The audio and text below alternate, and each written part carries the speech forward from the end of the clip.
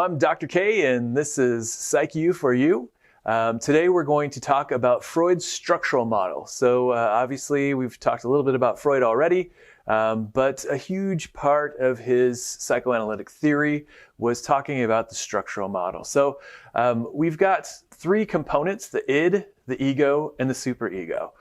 So let's talk about the id first. So the id is really talking about kind of your basic drives. So Freud would say your basic drives include kind of your primary drives to get you food, water, breathing, air, things like that. But he also included sex and aggression as being very, very important. And so he said really your basic drives along with sex and aggression, that was really what fueled id.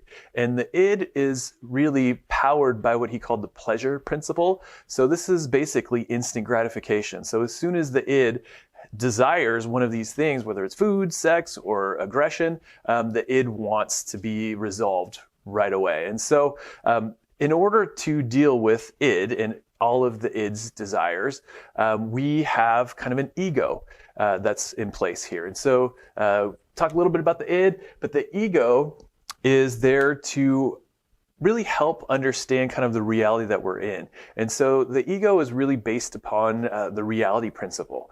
So the reality principle says that, guess what, id, we are in this world around us. And so if the id says, hungry, food, gimme, the ego says, all right, well, here is a marker. Let's start chowing.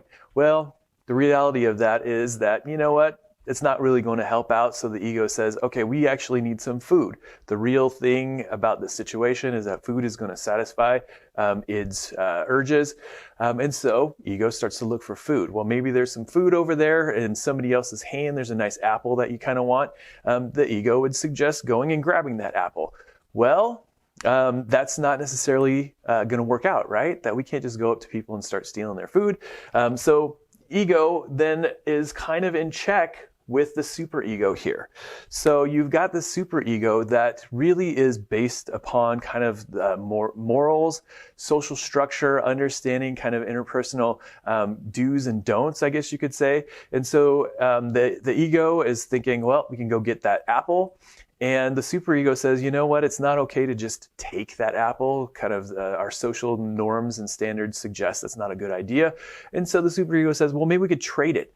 We got this marker here. This is a pretty sweet marker. Maybe we could trade this marker for an apple and handle it that way. And so the superego is kind of this mediator between the id, ego, and then what kind of our standards are in society. So that's really kind of a basic, quick overview of Freud's structural model. But we can get into kind of the details of this. I think one more thing I wanted to mention is that if you go back to that iceberg analogy, the id is all unconscious. So the id is really working at this unconscious level. The ego and the superego are at a conscious or a preconscious level.